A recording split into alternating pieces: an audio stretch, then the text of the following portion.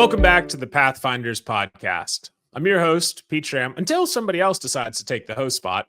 But we're going to talk about career maps and a personal board of advisors, right? The plan of where I've been, where I'm at, and where I want to go in the future with those 5 different dimensions of that career map. So whether this is your first episode, 10th episode, or 100th episode that you've listened to, that's what we really talk about. The position, the skills, the education, achievements, and the fun stuff along the way. And then once we have that bit of a map in place, well, who do we share it with? Who gives us that guidance, insight, perspective, shares their experience? Those multiple mentors, your personal board of advisors.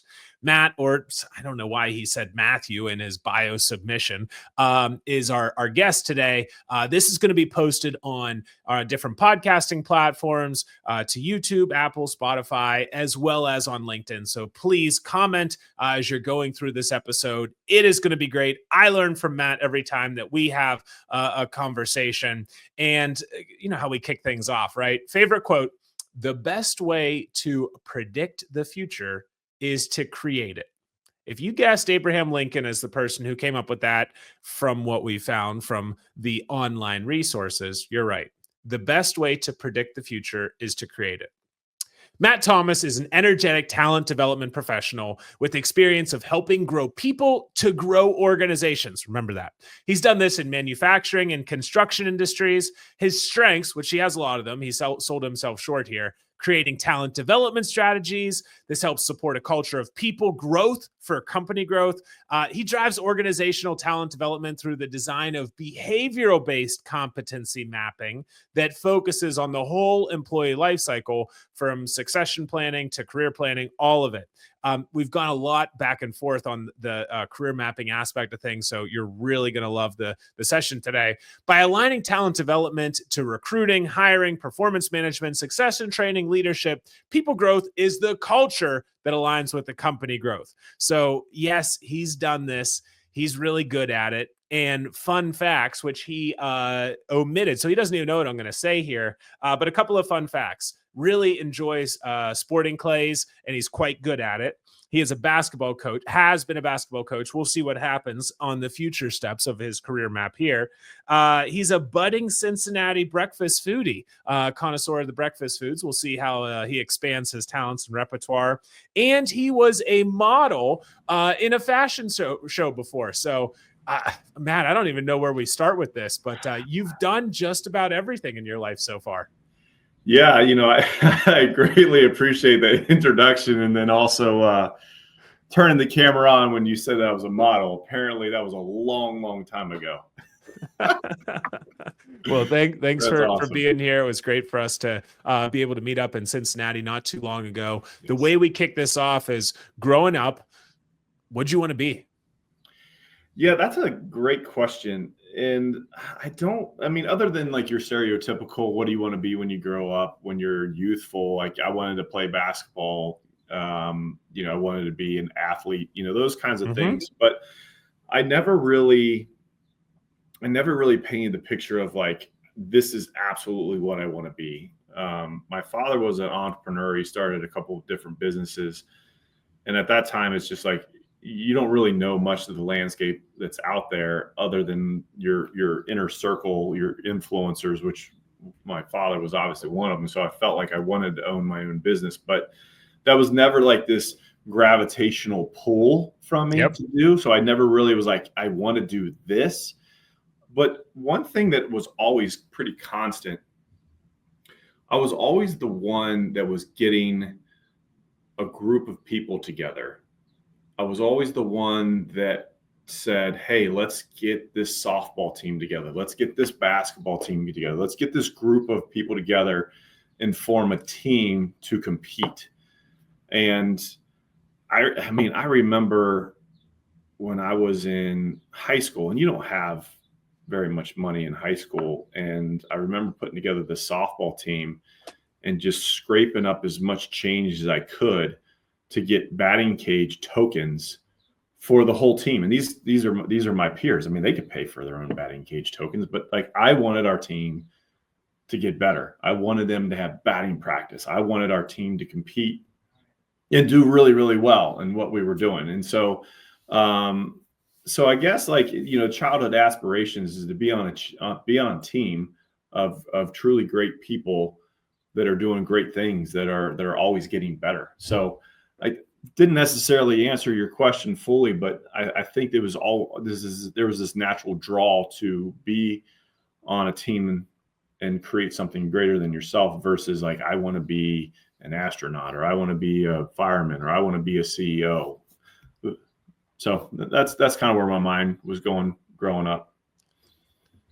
Yeah, you didn't quite answer the question, but you did give us a couple of good segues into that. I'm Yeah. curious, how did that softball team do after you spend every one of your quarters in the change drawer? We had some really good seasons where we won the championship, Nice. brought home the trophies, Good. and some we didn't do all that well, right? And I think you're talking about like teams.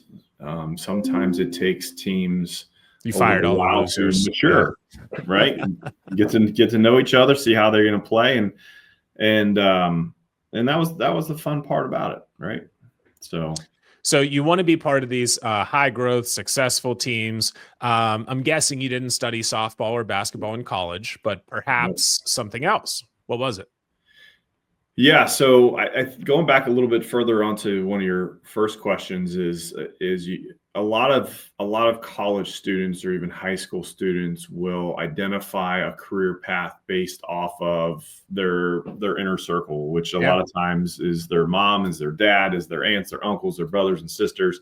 And I was pretty much no different than that. And so when it came time to select a major, I basically just washed and repeated what my older sister did and what my dad did with his business, which was entrepreneurial studies and then marketing. So you marketing from the perspective of sales, you got to sell. And my dad was a medical equipment salesman and my sister was a pharmaceutical salesman. So that's what I tried to do because I didn't know any different and I didn't have too many people challenging me in any other ways. And I didn't have the experiences in those worlds to say they fit or don't. And so along my college journey, which was a pretty interesting journey because in high school, I didn't want to go to college. I actually wanted to work in the trades. So that was my summertime jobs. It was roofing and bricklaying and remodeling and new home construction. And a lot of my friends were kind of doing that. And my parents kind of shifted gears and said, you need to go to school. And so I went to University of Cincinnati for, I think it was like 4 days. So 4-day stint. So I'm partial alumni to a certain perspective. And the idea of me being in class with like 400 or 500 people or whatever the number was, a large number of people, that just really wasn't how I felt like I could learn well. So I went to Cincinnati State Technical and Community College and just thrived and loved it. And the class sizes were small. The teachers and professors really kind of put you under their wing and lifted you up, gave you the attention. And it was a phenomenal experience. And that kind of got my mindset ready to switch gears into where I ended up landing, which was Xavier University with that management and entrepreneurship major. And it took about a year and a half worth of classes to realize marketing really wasn't necessarily where I wanted to go. And I started having these management foundation, management 101 teachers, and one in particular that really sold me and just motivated, inspired me about you have the potential to help someone achieve their goals. Mm-hmm. You have the potential to help someone be successful in their career, which being a leader. And that never really dawned on me. And so at that point it was, okay, we're totally going to switch your major here so I can learn more. I want it all. I want to figure out all this stuff. And so I switched my major to entrepreneurial studies with a management major as well. So double major, and didn't really look back from that perspective, and was really trying to engulf myself in, what does leadership mean? What, people, all those kinds of things. So it was a fun ride. Okay. And upon completion of this, you've gone to a couple of different schools. You found what you like, what you don't like. And did that help influence some of the professional steps afterwards? Where do I want to go to work full time after I wrap up at Xavier? I know we'll have to touch on a little bit of your deep involvement for, I think, almost a decade, right, with Xavier. So Yeah. this other piece of, walking the walk, talking the talk, you care about, giving back, and you do it, whether it takes a ton of time or even more time. Yeah, for sure. So yeah, how'd you go about, because it's always interesting, right? Whenever people are thinking about my first job, and then after I leave that organization, getting into my second job, what does that look like? And then we'll keep progressing from there. But those are a couple of those pivotal milestone moments for folks on this career journey. Yeah.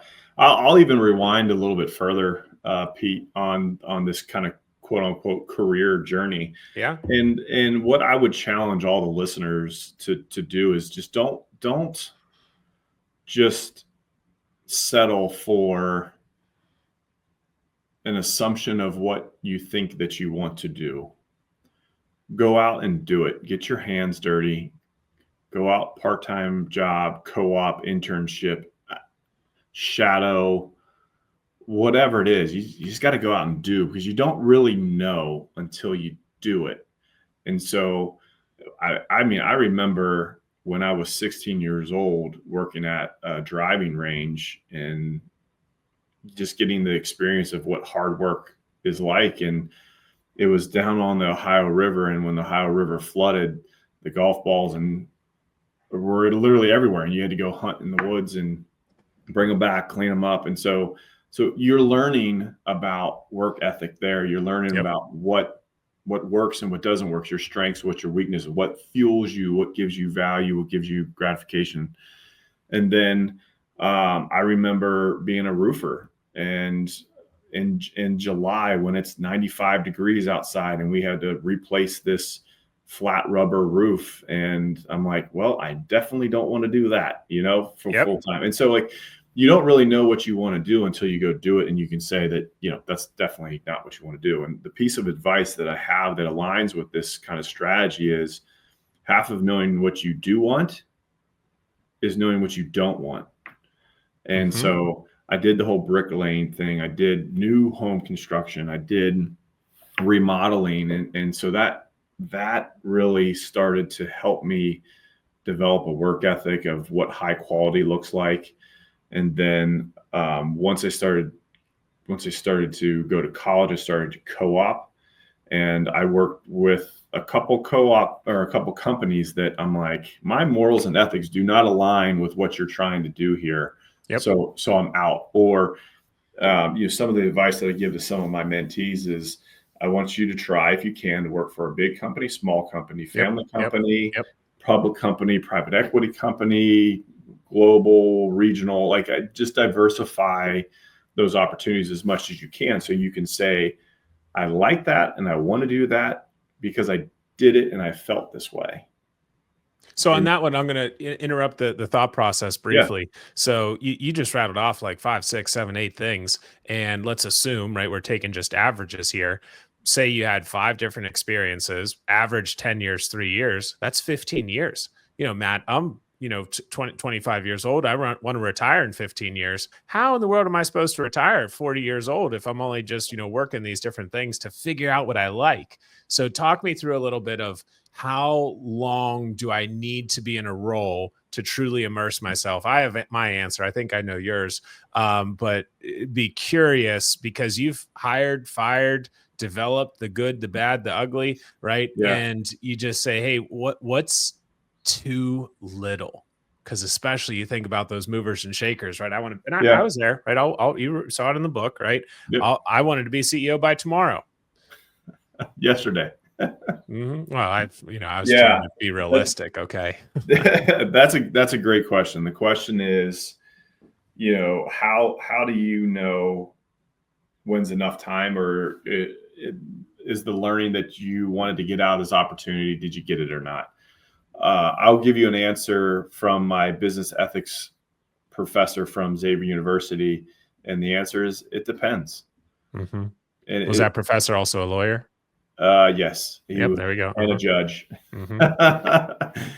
So I think to each his own, and you got to create your own journey, because what works for you, Pete, what works for me, Pete, or what works for me is just different, Mm-hmm. right? There was a company I worked for 10 years. It was great. It was awesome. And I still talk to people that work there today. I had a 7-year stint at another company. And then there was another company I worked there for 4 months. And the reason why I left there is because my morals and ethics did not align with what they were asking me to do. I ended up not believing in the type of work we were doing.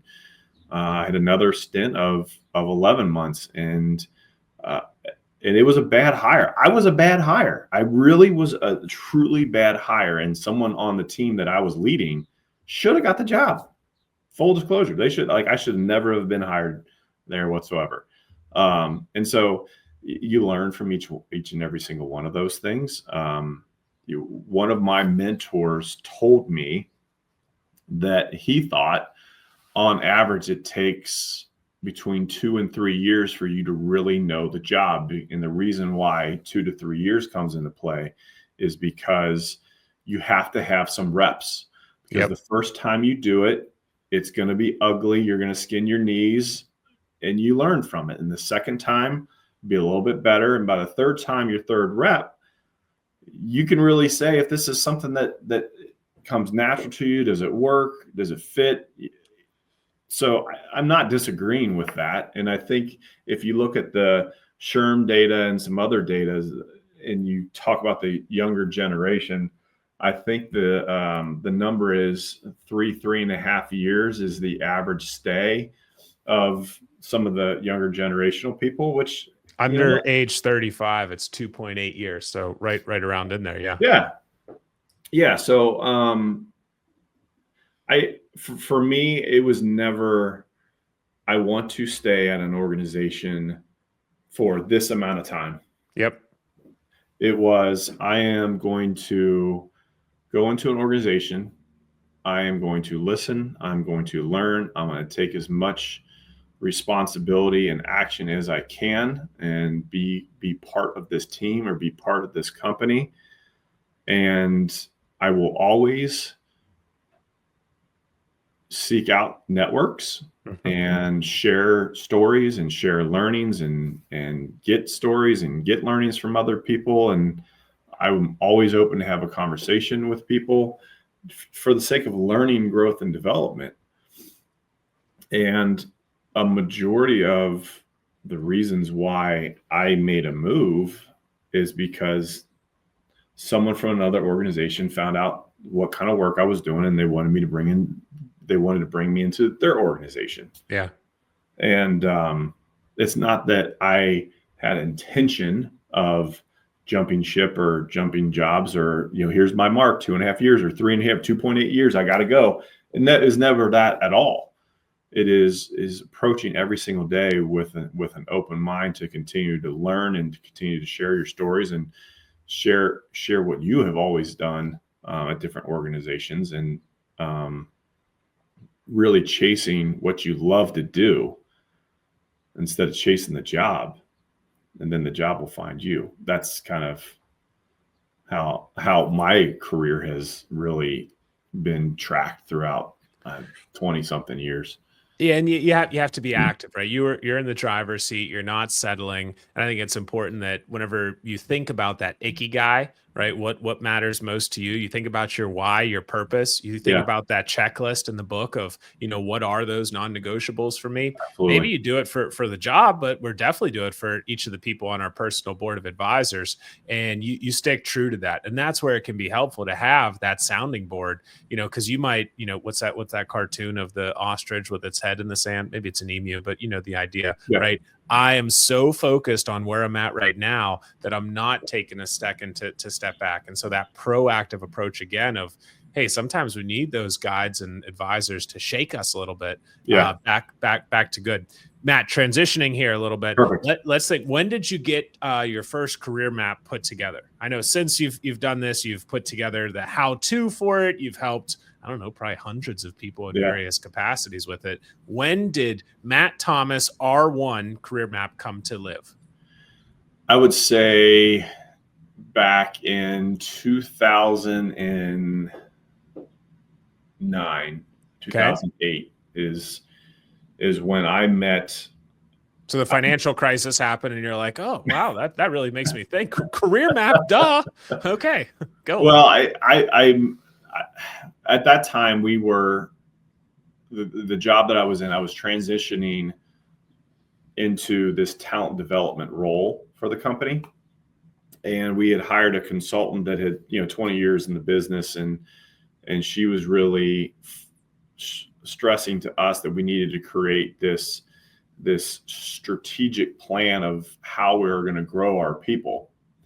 And then from that plan, I was like, what gets measured gets moved. Yep. So what's your target? What's your goal?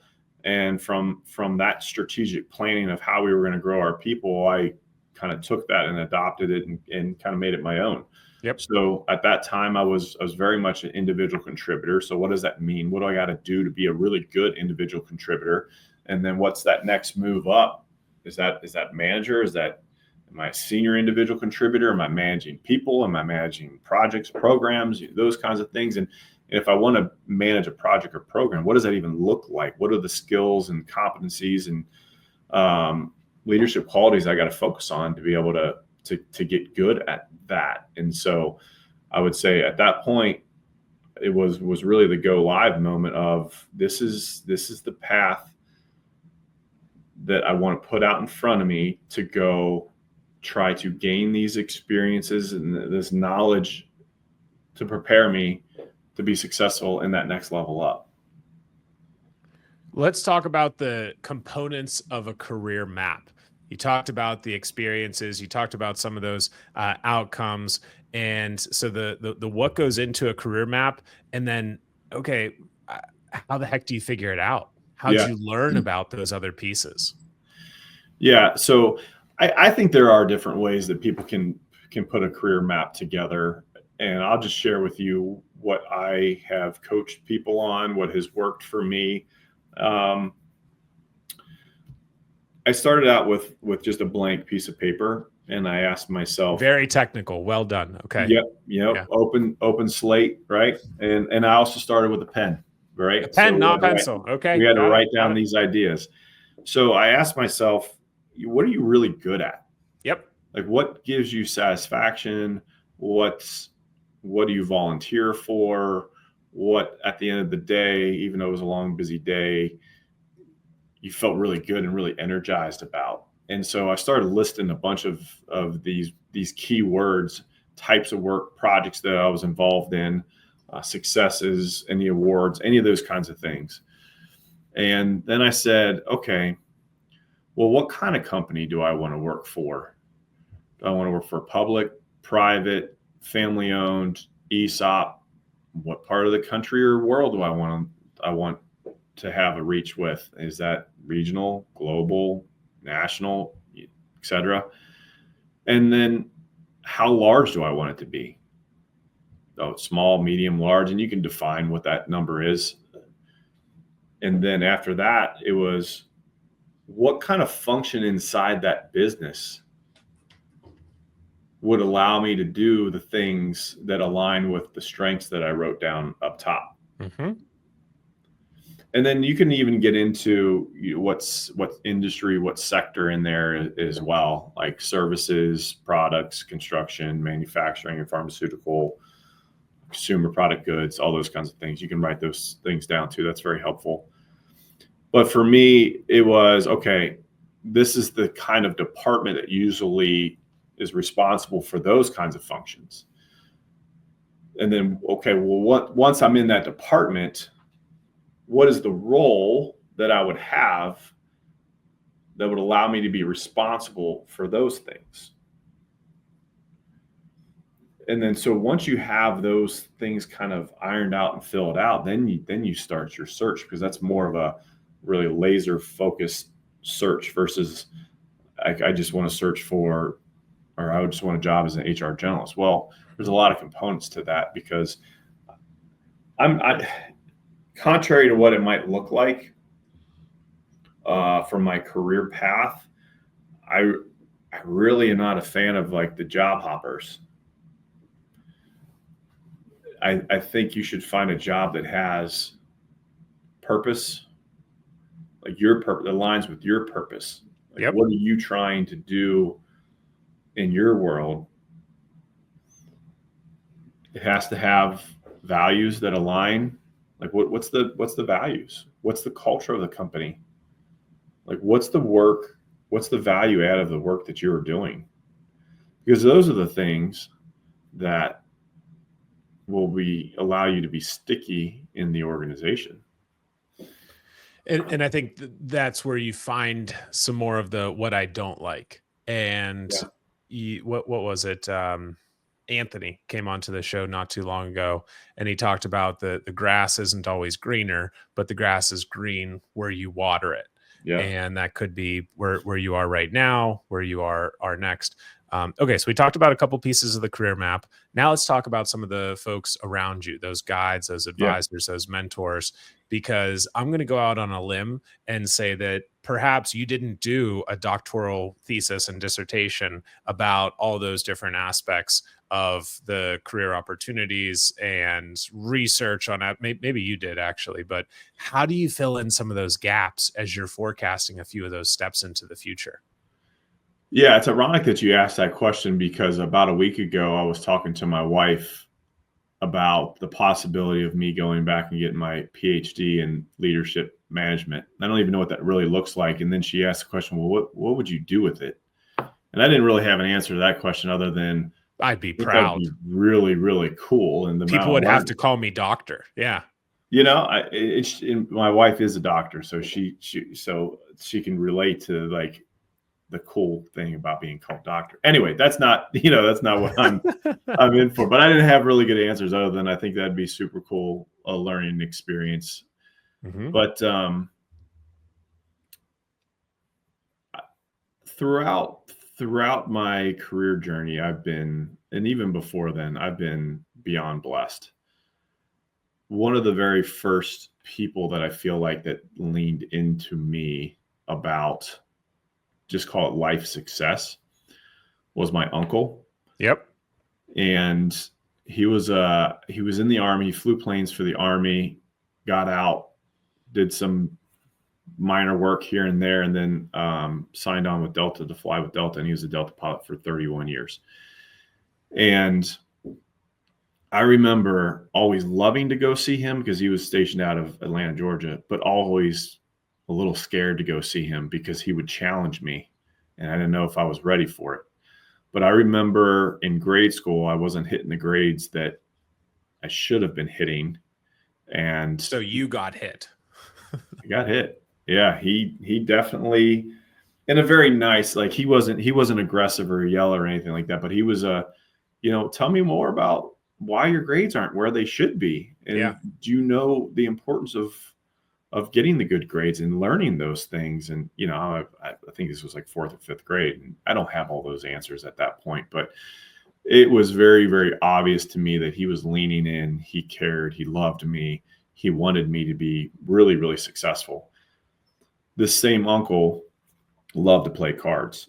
And one of his favorite games was euchre. I love it. And he must have Midwest roots in some capacity. Very much Midwest roots. And I remember one time I was so proud that I got a loaner. Oh, whoa. And he was like, well, tell me how you got that loaner. And he went through every single step of how I could have done it better. And so, that was just his mentality of always getting better, always improving. And he would always go out of his way to ask me how I was doing. He would ask me, what do you think you're going to do when you grow up and why you want to be like, so did you think about this step past that step? And so he's always been a board of advisor, a mentor, even though he was my uncle. The other really key influential people in my life who is definitely a board of advisor is my first boss out of college. Wicked intellectual. But on the other side of that, has amazing empathy, people skills, emotional intelligence, could talk to anyone. You could put them in the room with anyone and walk out their best friends, but also has the strategic analytical smarts to run companies, multiple companies, stuff like that. And so he's one of the ones that really taught me and used on me leadership. He was the spoiled me rotten first boss out of college, right? And I get somebody like this I haven't met anyone like him since then. But he was the one who really was, let me identify what your strengths are and put you in a position to utilize those strengths a majority of the time. And he was the leader who got to know you on that next level step, not too intrusive into your personal world, but just maybe one step, outside that business circle to know what's going on in your life and how he could help influence you or remove roadblocks, help you out in situations. So he's very, very much from very, very early on. I've always consulted with him, asked him questions, learned from him about all kinds of different things. Whenever I make a change or I'm thinking about a change, I throw it his way and we talk about it. Just I love you, Pete, but if he called me right now, I'd probably take the call. And there we go, everybody. Thank you so much. The phone is ringing over there. But before we do go, I have a couple of notes for a quick recap. Before we get to the recap, though, got to ask the question, right? You've seen a lot of different organizations from part-time, intern, full-time, and across the way. So talk to us for a quick second, Matt, around the value to organizations whenever they help guide each of their employees to put together a career map, and whenever they arm each of their employees to have, mentorship with a little bit of structure, a personal board. How's that help a company? Yeah. Having someone that keeps an eye on talent development initiatives and creating plans and paths for people has an absolute massive value to the organization. Here's one. I've been with organizations where I had just started and they had a couple exits, and you go ahead and do the exit interview and you hear that, well, I'm leaving the company because there's no plan, there's no path. I don't see, no one's helping me grow. And so from a monetary perspective, the average cost for an exit is $100,000 or 2.5 times that person's salary to the bottom line. So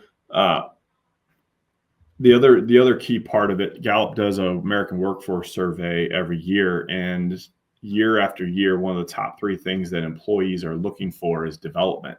Mm-hmm. So you could miss out on a high potential, high performer because you are not communicating to the outside of the organization that you're growing your people. Yep.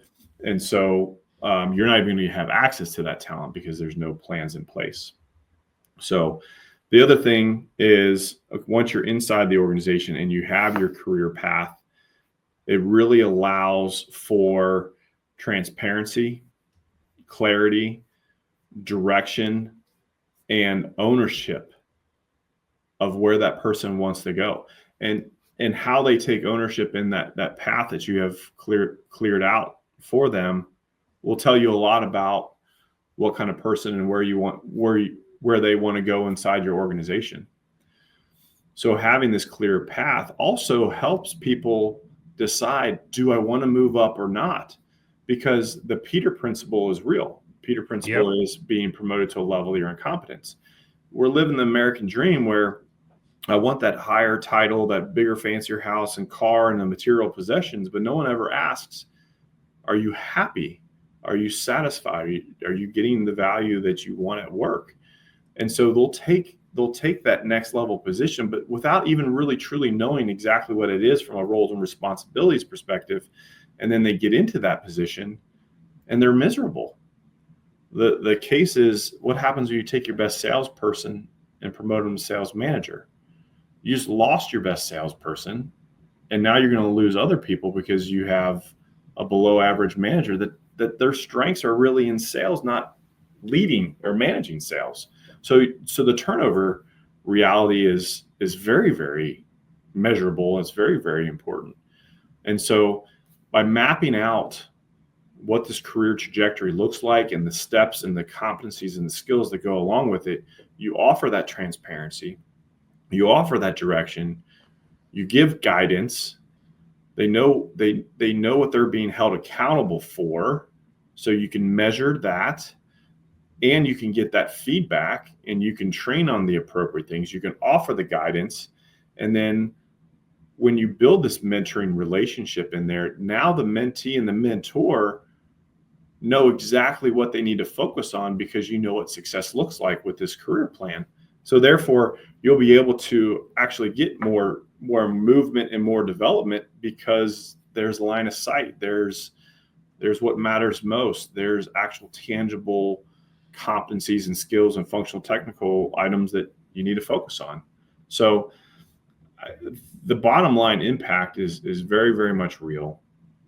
From succession planning, so you know who is on deck for your current leaders, because it is a heck of a lot cheaper to build talent than it is to buy talent. So that allows you to create this culture where you're promoting from within versus overspending on talent from outside the organization and then risking if they fit the organization or not. So I think if you had a whole nother hour, Pete, we could talk and break down all the numbers that go along with the value of having a career path inside the company, training to it, aligning people to it, looking what the next 3 to 4 years looks like, and aligning people in those positions and getting them ready and putting that plan together that gives them that opportunity to say, yes, I do align with that next level position, or no, I don't align. That actually aligns with my weaknesses. I'm going to stay where I am, and I'm going to be the best version of myself in this role. So let's actually do that. We have a little bit of time before the recording and when this goes live. So let's piece together a little bit of an article. This is still on the recording, so now we got to do it, because it's going to go out to, at least 7 million people are going to watch this one. Who knows? But let's do that. Matt, we're getting close on time here. We got to be respectful of the listeners. I told them we'd go for less than 4.5 hours today, so that's why we have to put some in writing. I'm going to go through a little bit of a recap here. Before I do, is there a closing tip or comment you want to share with the listeners? I think one that's relevant to me right now, because I've been really diving into Masterclass, and no, I'm not getting any kind of credit or kickback for being a spokesperson in Masterclass, but I listened to one of the Masterclass by Ed Baston, as the CEO of Delta, and their mantra or their hashtag is keep climbing, and you can take that a lot of different ways. And from the perspective of career mapping and mentoring and someone else, and then you having a mentor, keep climbing for me is either I'm climbing my career trajectory, I'm climbing my career map by continuously learning and growing and networking with people who do those things to provide that learning and that awareness of, yes, this fits me, or no, it doesn't fit me. And if it doesn't fit me, I'm going to keep climbing to continue to learn those skills that are in the role that I'm in to be the best version of myself each and every day in that role, no matter if it's one up or where I am right now. So in the honor of Ed, I would say keep climbing. Well said. All right, Matt, thanks for joining us here today. It was actually Jody Brandstetter that brought us together in September of 23. So thanks to Jody as well. From a model to hoops coach, shooting clays, and a family man through and through, Matt had the childhood dreams of athletics. Maybe it was basketball. His dad was an entrepreneur. He was a great group gathering guy. He wanted to be on a great team that's always getting better. Matt's larger than himself. He was 4 days of a Bearcat and transitioned to Cincinnati State, and that's where you found a bit of your fit and then graduated from Xavier University. Entrepreneurship and marketing, then swapped it over to management. You found the meaning of life via learning leadership. You shared with us the Miss Frizzle style your way through the career map planning. Get out there and experience it. Half of knowing what you want to do is knowing what you don't want. Great insight to experience, see the big company, small company, family owned, union, non-union, PE, that's private equity, and see if you can get 2 to 3 years to get a couple of those annual reps in for fit. The time to tenure, it's for you, right? One size fits one. It really depends. In 2008, you started to measure that which you wanted to get done. Career Map Rev 1.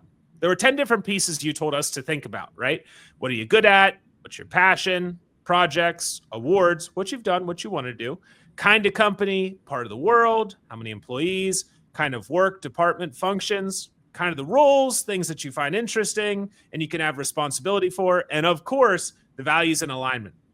Board members are going to ask you why some of those future steps are on the map. PBA consisted of, but not limited to, dad, sister, wife, and your Army uncle. The hard love, soft approach. And this was the first time we had Euchre mentioned on the Pathfinders podcast. Great advisors ask even better questions. They make us think. You gave a shout out to your first fantastic boss. And you said that the career map is great for transparency, clarity, direction, ownership, and it leads to stickiness and retention for organizations. It makes mentorship easier to accomplish, and it gets positive movement. I love the piece of make versus buy, not for just products and services, but build versus buy for talent. PhD is TBD.